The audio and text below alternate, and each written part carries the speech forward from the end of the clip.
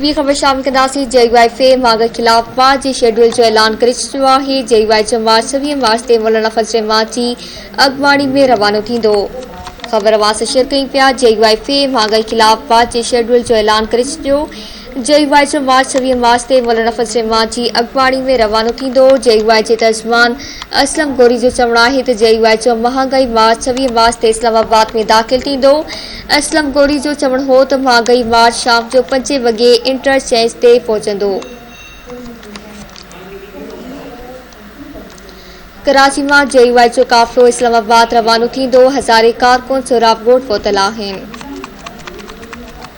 ख़बर अवां सां शेयर कई पिया। JYF महांगाई ख़िलाफ़ मार्च जे शेड्यूल जो ऐलान करे छॾियो आहे।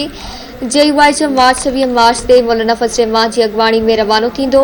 JY जे तर्जुमान असलम गोरी जो चवणु आहे त JY जो महांगाई मार्च 26 मार्च ते इस्लामाबाद में दाख़िल थींदो। असलम गोरी जो चवणु हो त महांगाई मार्च शाम जो 5 वॻे इंटरचेंज ते पहुचंदो। कराची मां JY जो काफ़िलो इस्लामाबाद रवानो थींदो। हज़ारे कारकुन सोराबकोट पहुतल आहिनि।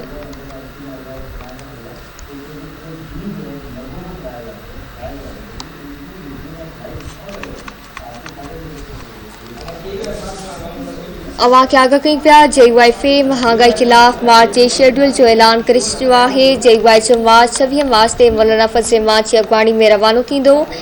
JY जे तर्जुमान असलम गोरी जो चवणु आहे त JY जो महांगाई मार्च 26 मार्च ते इस्लामाबाद में दाख़िल थींदो। असलम गोरी जो चवणु हो त महांगाई मार्च शाम जो 5 वॻे इंटरचेंज ते पहुचंदो। कराची मां JY जो काफ़िलो इस्लामाबाद रवानो थींदो। हज़ारे कारकुन सोराबकोट पहुतल आहिनि। कराची मां तफ़सील मालूम कंदासीं। धरती टीवी जे रिपोर्टर इमदाद सूमरा खां। जी इमदाद, छा तफ़सील आहिनि?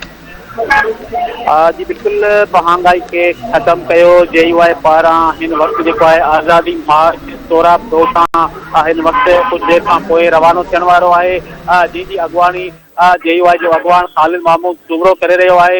हिन वक्त सोराबकोट में JY जा हज़ारे कारकुन जेके उहे पिण पहुची चुका आहिनि।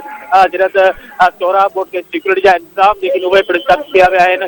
कुझु देरि खां पोइ आज़ादी मार्च जेको आहे JY जो उहो इस्लामाबाद तरफ़ रवानो थींदो। जेको टोल प्लाज़ा पहुचंदो, जंहिंखां पोइ हैदराबाद मिटियारी पहुचंदो। उन खां पोइ सिंध जे मुख़्तलिफ़ ज़िलनि में जेको आहे JY जा अॻुवान पिण ख़िताब कंदा। हिन वक़्तु जेको आहे JY अॻुवान जेके उहे पहुची चुका आहिनि। ऐं हज़ारे JY जा कारकुन जेके आहिनि गो इमरान गो सिलेक्टेड हुकूमत ख़िलाफ़ जेके उहे नारेबाज़ी करे रहिया आहिनि। कुझु देरि खां पोइ हीउ काफ़िलो जेको आहे इस्लामाबाद तरफ़ रवानो थींदो। जी महिरबानी आगाह करण जे लाइ।